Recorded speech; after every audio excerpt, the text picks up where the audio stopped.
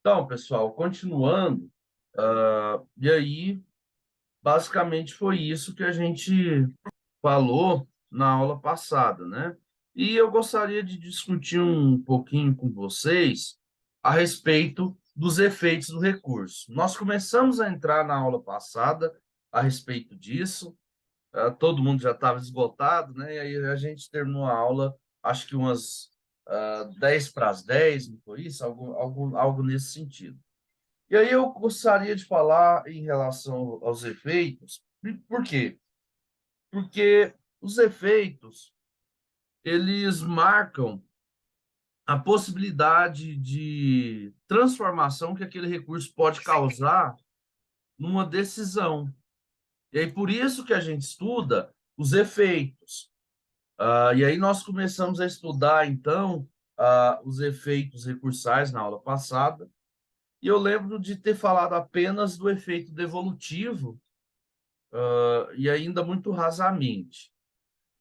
Mas, primeira coisa, quando eu falo de efeitos recursais, eu estou falando da possibilidade que esse recurso tem de modificar uma decisão. Eu estou falando da possibilidade que esse recurso tem de causar um efeito no mundo jurídico. E aí, o primeiro efeito que nós temos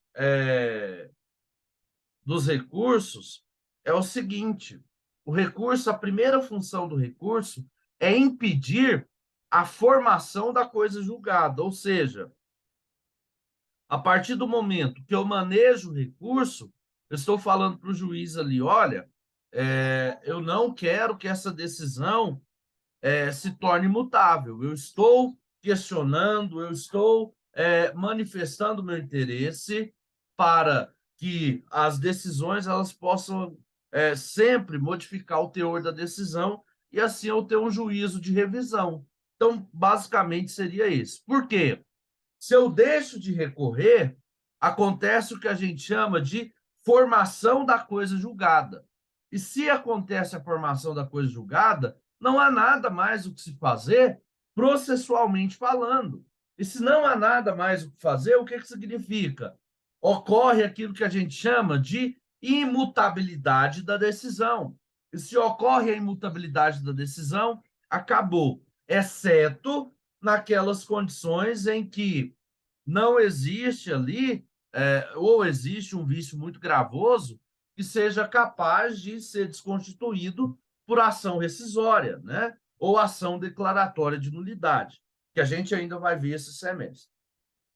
Mas eu gostaria que vocês abrissem comigo o material da aula anterior, que está lá no AVA, e acompanhassem a respeito dos efeitos que os recursos podem ter. Primeiro efeito que a gente chama é o efeito devolutivo. E aí nós temos algumas considerações que a gente precisa fazer. Primeiro, cadê o quadro aqui? Whiteboard,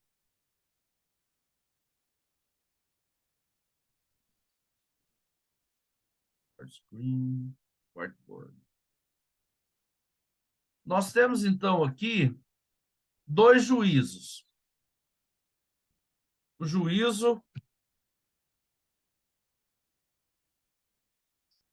Acó e o juízo Adquem. Qual que é a diferença? O juízo Acó é o juízo que emanou a decisão.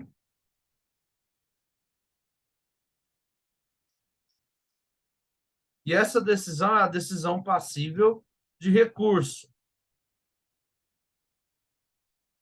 E o juízo Adquem é quem fará a revisão,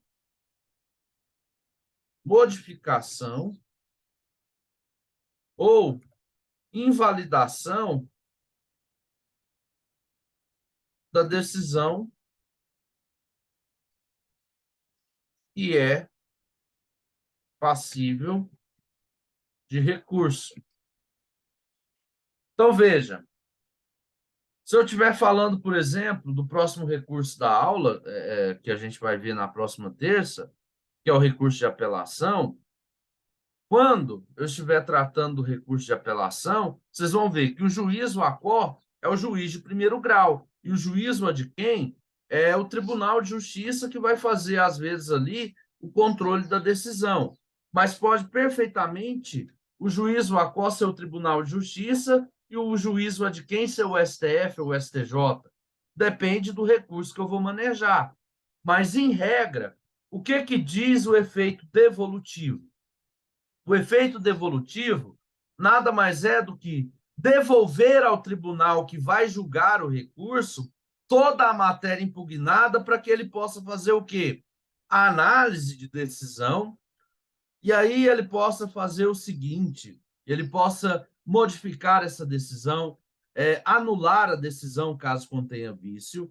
Ele pode também fazer o seguinte: ele pode simplesmente concordar com a decisão do juiz Lacói e dizer, olha, nesse ponto o juiz acertou, seja ele aplicando direito ou aplicando procedimento, porque, como eu disse para vocês, nós temos basicamente dois tipos de erro que podem vincular essa decisão. Primeiro, o erro injudicando, que é o erro na aplicação do direito, e o erro em procedendo, que é o erro na aplicação do procedimento. Ok? A Júlia pergunta o seguinte: professor, esse é o caso do duplo grau de jurisdição? Esses são os nomes que damos para os tribunais? Em regra, sim, viu, Júlia? Nós temos o juízo ACO e o juízo adquém. O juízo ACO, aquele que proferiu a decisão que é passível de recurso, e o juízo adquém, aquele que vai fazer o controle da decisão por meio do recurso. Ou seja, ele vai analisar o recurso e vai decidir ali, ou reformando a decisão, ou anulando a decisão, ou simplesmente mantendo a decisão, porque às vezes o juízo ACO concorda, o juízo adquém concorda com o juízo ACO no teor da decisão, né? Nem sempre, quando eu manejo um recurso, significa que o meu recurso ele vai ser revisto. Por quê? O tribunal ele pode concordar com a decisão do juiz de primeiro grau. Entendidos? E aí, pessoal, esse efeito devolutivo, em regra, ele está presente em praticamente todos os recursos. E aí tem uma divagação doutrinária, ou seja, tem uma controvérsia doutrinária a respeito dos embargos de declaração. E a maioria da doutrina não considera os embargos de declaração como sendo ali dotado de efeito devolutivo. Mas isso aí a gente vai ver certinho na aula dos embargos de declaração. Mas, em regra, todos os recursos têm ali, às vezes, o condão de devolver a matéria para o tribunal analisar. E aí, se você observar, a apelação é o principal recurso que tem esse efeito devolutivo. Por quê? Na apelação, eu posso devolver todas as matérias de fato e de direito. E aí vocês vão estudar mais à frente recurso especial e recurso extraordinário, que a partir dali eu não posso mais discutir matéria de fato. Eu só posso discutir matéria de direito. Mas na apelação eu posso discutir, então, todas as situações que envolvem o quê? Matéria de fato e matéria de direito. Tem até uma máxima em latim que diz o seguinte: tanto devoluto quanto apelato. Ou seja, se no recurso eu fizer menção ali de todas as nuances da sentença, o tribunal é obrigado a analisar todo o teor do recurso. Então, veja, o defeito devolutivo é justamente eu ter essa possibilidade de devolução para o tribunal de toda a matéria que eu queira impugnar. Lembrando que cada recurso ele tem um objeto específico. Lembra lá do pressuposto de cabimento? Ou seja, tem recurso que é utilizado para decisão interlocutória, tem recurso que ele é utilizado para sentença e tem recurso que ele é utilizado para as decisões em única ou última instância, né? Que no caso são os recursos para o STF e para o STJ. Vamos lá. Então, vejamos, em regra, na maioria das vezes, os recursos têm esse efeito devolutivo. Ok? Agora, alguém leia para mim, por favor, o artigo 1013 do Código de Processo Civil.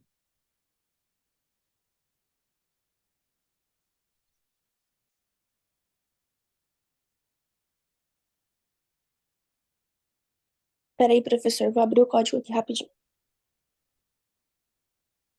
Vocês não perdem a mania da aula da pandemia, né? Só estão aí, né? Mas o corpo está em outro lugar, a mente em outro lugar mais diferente ainda. Ei, moçada, vocês são engraçados.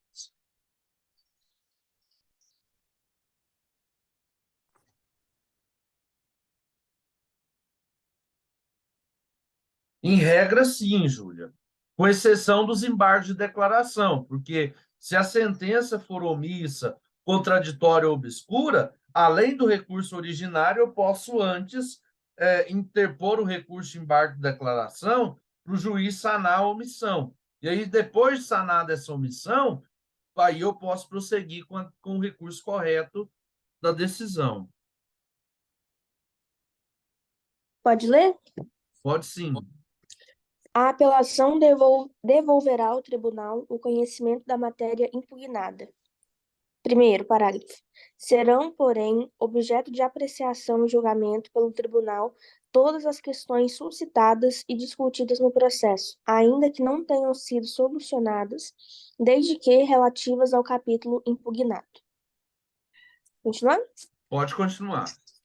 Segundo, quando o pedido ou a defesa tiver mais de um fundamento e o juiz acolher apenas um deles, a apelação devolverá ao tribunal o conhecimento dos demais.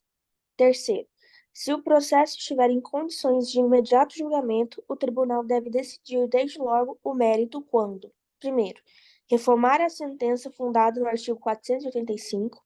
Segundo, decretar a nulidade da sentença por não ser ela congruente com os limites do pedido ou da causa de pedir. Terceiro, constatar a omissão no exame de um dos pedidos, hipótese em que poderá julgá-lo. Quarto, decretar a nulidade da sentença por falta de fundamentação. Quarto parágrafo. Quando reformar sentença que reconheça a decadência ou a prescrição, o tribunal, se possível, julgará o mérito, examinando as demais questões, sem determinar o retorno do processo ao juízo de primeiro grau. Quinto parágrafo. O capítulo da sentença que confirma, concede ou revoga a tutela provisória é impugnável na apelação. Então, vejamos. O que a Júlia está lendo aí para nós é aquilo que a gente chama de efeito translativo. O que é o efeito translativo? Nessas situações que a Júlia leu, mesmo se as partes, seja ele recorrente ou recorrido, deixar de invocar situação que versa sobre essas as alíneas que a Júlia leu, alíneas e parágrafos, o juiz julgador do recurso, ele tem então autonomia para entrar nesse mérito, mesmo que essa situação não tenha sido invocada pela parte. Isso é o que a gente chama de efeito translativo. E aí eu vou dizer um exemplo. Raciocine aqui comigo. Vanessa processa a Giovana por uma ação de dano moral. Vanessa ganha na sentença, Giovana não Professor, concorda. Oi. o Cleomar pediu para o senhor aceitar ele. Ah, sim. Perfeito. É porque a tela tá em transmissão, e aí eu não acabei não vendo. Acabei não vendo. E aí, gente, o que acontece? O Bom, tá falando do efeito translativo. Gente, eu acho que eu tô ficando velho. Qualquer interrupção ultimamente tem cortado meu raciocínio. Mas vamos lá. O efeito translativo, então, é essa dimensão horizontal, que o julgador tem de adentrar em méritos que, às vezes, ele não foi invocado, mas que ele tem autorização para rever. E aí eu dizia para vocês, a Vanessa processa a Giovana por uma ação de dano moral. Só que o juiz condena na sentença R$ 2.000 de dano moral, mas vocês veem que lá no artigo 405 do Código Civil é obrigatório que a incidência do dano moral, dizer onde é que começa o dano moral. E aí, lá na apelação, a Vanessa faz o seguinte: olha, eu quero que retire totalmente essa condenação. Só que aí os juízes, julgadores da apelação falam: olha, realmente você cometeu dano moral contra a Vanessa, então esse dano moral é legítimo.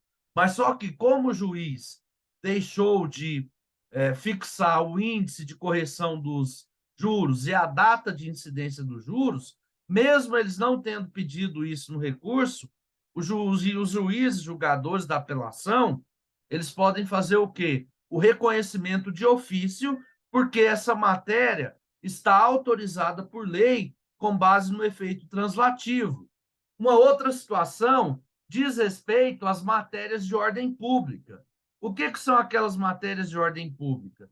São aquelas matérias que, em regra, fazem ali um prejuízo para o processo. Por exemplo, a prescrição e a decadência.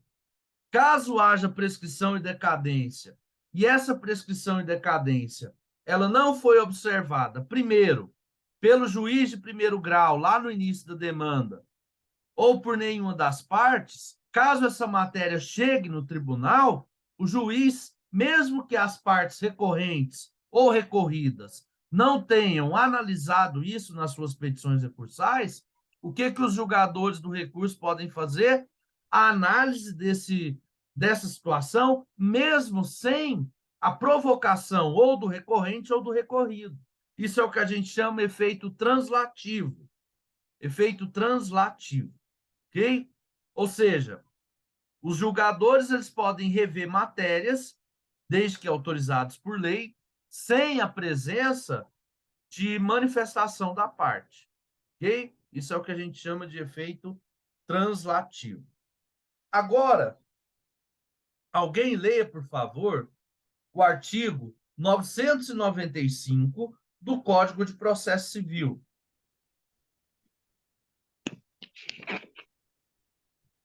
Os recursos não impedem a eficácia da decisão, salvo dispositivo legal ou decisão judicial em sentido diverso. Parágrafo único. A eficácia da decisão recorrida poderá ser suspensa por decisão do relator, se da imediata produção de seus efeitos houver risco de dano grave, de difícil ou impossível reparação, e ficar demonstrada a probabilidade de provimento do recurso. Então, veja, o que a Júlia está dizendo? Que as sentenças elas têm eficácia ultraativa.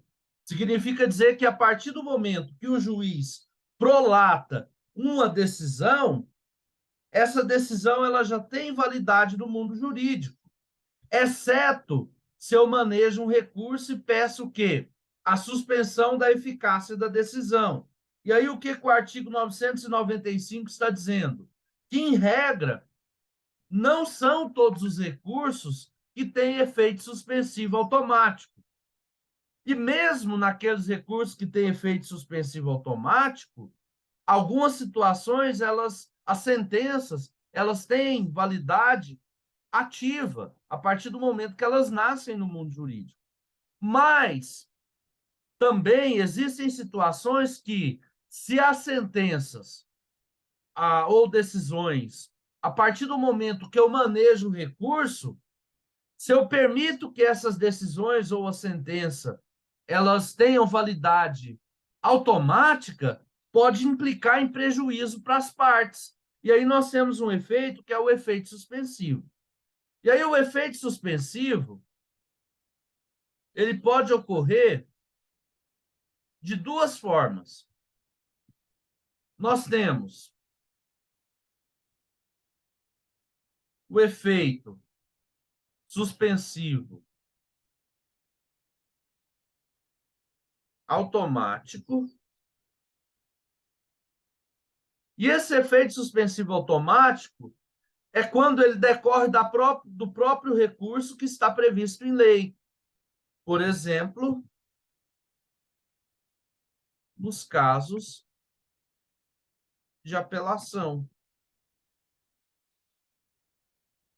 E nós temos o efeito suspensivo que advém de tutela provisória.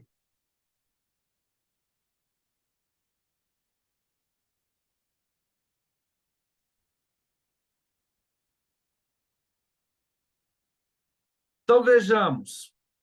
Lá, quando vocês vão estudar na próxima aula, o recurso de apelação, ele, em regra, tem um efeito suspensivo automático, ou seja, não se tratando de ação de alimentos, ação de divisão e demarcação de terra, todos os outros efeitos, todas as outras demandas que versam sobre recurso de apelação, em regra, ele vai ser atribuído automaticamente, independente da vontade das partes. Agora, nós temos os recursos que não têm essa previsão automática. E aí você tem que demonstrar aqueles requisitos das tutelas de urgência. Então, você lá, com base no artigo 300 do Código de Processo Civil, você demonstra para o juiz: olha, juiz, se o senhor não conceder aqui o efeito suspensivo, essa decisão ela pode implicar em inúmeros prejuízos para mim. E aí, o que eu faço? Se eu conseguir demonstrar que aquela sentença ou decisão, o efeito dela é totalmente drástico para mim, o que vai acontecer? O juiz ele pode avaliar e suspender a eficácia dessa decisão até o julgamento final do recurso. E a partir daí, essa decisão, o efeito dela fica suspenso até o advento do recurso, até o advento do julgamento do recurso. E aí nós temos, então, essa situação. Pode vir de forma automática, que a regra é só para o recurso de apelação, mas como também pode vir de forma provocada, né? Eu posso provocar ali para o juiz, desde que demonstrado ali a situação da, da demonstração das tutelas de urgência, eu posso, então, pedir o efeito suspensivo do recurso. Ok? Entenderam essa situação? Entenderam? Alguém perguntou algo? Não. Bom, o próximo efeito é aquilo que a gente chama de efeito substitutivo do recurso. Raciocinem comigo a seguinte situação. Eu processo a Claro por uma situação em que a minha internet aqui é da... Ai, como é que chama? Da NET, né? Que é a mesma coisa da Claro. Tem dias que só tá pela misericórdia do Senhor. Mas a sorte é que eu não fico tanto em casa, né? E a do trabalho ainda consegue ser pior um pouco. Mas geralmente ela funciona muito bem. Mas é óbvio que uma hora ou outra vai ter ali uma situação que a gente tem ali de, sei lá, de desgaste, né? E vamos imaginar que um dia eu tenho um desgaste, o call center da NET não consegue resolver o meu problema, e eu sou professor. Professor, ele precisa totalmente da vida digital, né? Computador, né? Internet, porque senão ele não consegue prestar um bom serviço. Tem o AVA para alimentar, tem material que precisa ser produzido, não é mesmo? E o professor diligente ele tem sempre que estar atento às ferramentas tecnológicas. Afinal, vocês estão sempre à frente de nós com essa questão de tecnologia, né? Uma pena que às vezes vocês não utilizam isso para o correto, né? Só querem stalkear a vida das pessoas no Instagram, mas estudar pela internet ninguém quer, né? Uhum. Você ri, né, Cleomar? Mas, gente, eu estava conversando no carro essa semana com a professora Bruna e com o professor Leonardo Almeida sobre a Lei Geral de Proteção de Dados. Eu não acho que o Brasil vai ter condições para criar mecanismos tão efetivos de proteção de dados cibernéticos. Gente, cada coisa que acontece hoje em dia com essa política de dados da internet, que é uma loucura. Mas vamos lá. Foco aqui é a Claro. E a Claro, então, ela faz o seguinte: a negativa meu nome, dizendo que eu não paguei uma fatura e não tem ali uma prestação satisfatória na resolução do meu problema. E aí eu não vejo outra situação a não ser entrar com uma ação, primeiro, para ela parar de praticar essa conduta e pedindo um dano moral em virtude da negativação indevida. E aí o seguinte, o juiz lá na sentença não entende que houve dano moral. Eu falei, o que é isso, juiz? Isso é um absurdo, porque ao mesmo tempo que ela praticou esse ato ilícito, houve o quê? O dano moral. E se houve o dano moral, houve essa situação de abalo emocional, raiva que eu passei, existe toda essa situação ali que me gera ali um dano moral. Agora, eu perdi em primeiro grau. Estou fazendo o quê? O recorrimento dessa sentença, e nessa sentença eu estou pedindo o quê? A reforma da decisão. Vamos imaginar que nessa reforma da decisão, o juiz deixou de condenar o dano moral, mas lá na petição inicial eu pedi R$ 5.000 de dano moral. E aí, seguinte, o juiz deixou de conceder o dano moral. E aí, no meu recurso, eu peço para o juiz, então, aplicar a condenação da Claro no importe de R$ 5.000 de dano moral. Lembrando que nós temos um princípio que chama princípio da congruência. E o que diz o princípio da congruência? Eu só posso recorrer dos argumentos que eu narrei em petição inicial. Eu não posso fazer inovação processual. Por quê? Isso seria violação ao princípio da fundamentação e ao princípio do contraditório. Então, eu só posso recorrer daquilo que eu manifestei até sentença. Eu não posso criar inovações processuais. Documentos novos eu até posso trazer, mas eu não posso criar fato novo, fato que não existiu na demanda. Isso só mediante uma nova petição inicial. Ok? E aí, pessoal, nós temos aquilo que a gente chama de efeito substitutivo. Ou seja, o juiz ele pode, então, substituir a decisão, o juiz julgador do recurso, ele pode substituir a decisão que foi prolatada por um juiz anterior. Então, vejamos, o juiz aqui, no caso, deixou de condenar, claro, no valor de R$ 5.000 que eu tinha pedido. E aí, lá no recurso que eu manejei, os julgadores entenderam, não, essa situação aqui cabe sim dano moral. Cabe um dano moral no valor de R$ 3.000. Veja que legal. Imagine comigo essa situação. Isso é o que a gente chama de efeito substitutivo, ou seja, o juiz, julgador de um recurso, ao rever uma decisão, ele pode modificá-la, seja invalidando essa decisão, seja reformando essa decisão, ou seja, modificando essa decisão ou a favor do réu, do recorrente, ou em prejuízo do recorrente. Ok? Então, pode acontecer isso que a gente chama de efeito substitutivo. Entenderam?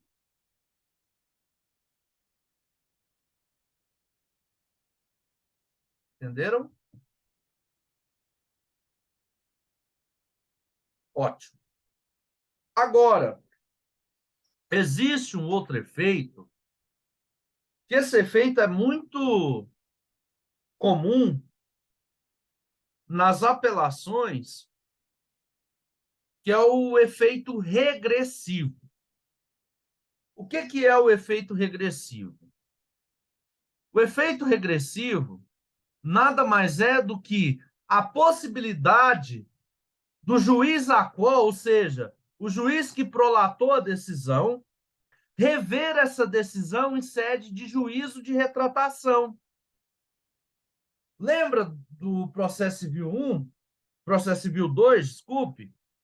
Nós temos as sentenças de indeferimento da petição inicial e as sentenças de improcedência liminar do pedido, 331 e 332.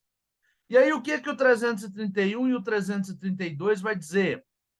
Se tratando de apelação nesse sentido, o juiz ele tem o direito de se retratar na decisão no prazo de 5 dias. Antes, então, do julgamento final do recurso pela Câmara ou pela turma, o juiz que prolatou a decisão ele tem o direito de se retratar no prazo de 5 dias. E aí, se ele fizer esse juízo de retratação, significa que há o que a gente chama de perda do objeto recursal. Por quê? Se ele se retratou da decisão, não tem mais por que levar esse recurso adiante. Isso é o que a gente chama de recurso a efeito regressivo dos recursos. Ok? Efeito regressivo dos recursos.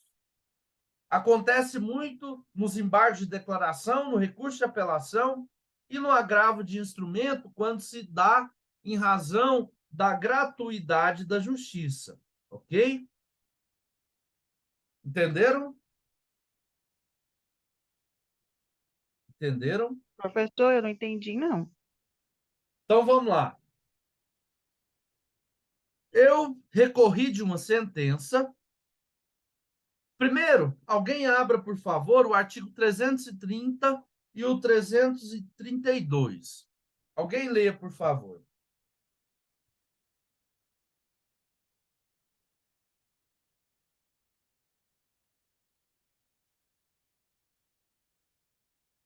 Trezentos e trinta do CPC, Isso. a petição inicial será indeferida quando, inciso 1º, for inepta, inciso 2º, a parte for manifestamente ilegítima, inciso 3º, o autor carecer de interesse processual, inciso 4º, não atendidas as prescrições do artigo 106 e 321, parágrafo 1º. Considera-se inepta a petição inicial quando, inciso 1º, lhe faltar pedido ou causa de pedir, inciso 2º, o pedido for indeterminado, ressalvadas as hipóteses legais em que se permite o pedido genérico, inciso 3º, da narração dos fatos não decorrer logicamente a conclusão, inciso 4º, contiver pedidos incompatíveis entre si. Então, veja, o que a Parágrafo. Welma disse? Só até aí, Welma, tá? Estou satisfeito. O que a Welma disse? As situações que, caso o autor na petição inicial deixe de cumprir, ele incorre no indeferimento da petição inicial. E aí, o artigo 331, ele fala o seguinte: caso eu não concorde com a sentença de indeferimento da petição inicial, eu posso manejar o recurso de apelação. Só que aí o juiz ele tem o direito de se retratar, se ele quiser, no prazo de 5 dias. Por quê? Quando eu manejo essa apelação, o juiz pode entender que às vezes ele errou mesmo e está revendo de plano essa decisão. E se ele está revendo de plano essa decisão, não há por que o recurso continuar. Isso é o que a gente chama de juízo de retratação. Ou seja, nas situações previstas pelo CPC em que eu manejei o recurso contra a decisão de juiz de primeiro grau, antes que o recurso seja julgado, esse juiz ele tem o direito de, no prazo de 5 dias, se retratar para que o recurso ele possa ser revisto por ele mesmo. Acontece muito nos casos de apelação e nos casos de embargo de declaração. Okay? O que é o juízo de retratação? O próprio juiz que emanou a decisão e a pessoa recorreu da decisão desse juiz, esse juiz também vai ter o direito de, no prazo de 5 dias, se manifestar ou pela retratação ou não manifestando. Aí o processo segue para o juízo ad quem, e o juízo ad quem faz ali o juízo de análise desse recurso. E aí os julgadores podem modificar a decisão, invalidando, reformando, ou até mesmo modificando de acordo com o que o recorrente pede. Isso é o que a gente chama de efeito regressivo, ok? Acho que agora ficou mais claro, né? Se não tiver entendido, eu ainda estou à disposição, não fiquem com dúvida. Agora, por favor, Júlia, abra comigo o artigo 1005 e leia, por favor, ele. Eu, professor? Sim? O recurso interposto por um litisconsortes a todos aproveita, salvo se distintos ou opostos os seus interesses. Parágrafo único. Havendo solidariedade passiva, o recurso interposto por um devedor aproveitará os outros quando as defesas opostas ao credor lhes forem comum. Então, vejamos. Lembra do litisconsórcio? Lembram? O que é o Sim. litisconsórcio mesmo? A pluralidade de partes, não é mesmo? A pluralidade de partes. E o que é a pluralidade de partes? Ao mesmo tempo, numa demanda, eu posso ter múltiplos autores ou múltiplos réus. Então, vamos imaginar o seguinte. Eu, a Welma e a Giovana, nós trabalhamos na prefeitura de Senador Canedo, e aí nós vimos que nós temos um direito. Nós temos um direito.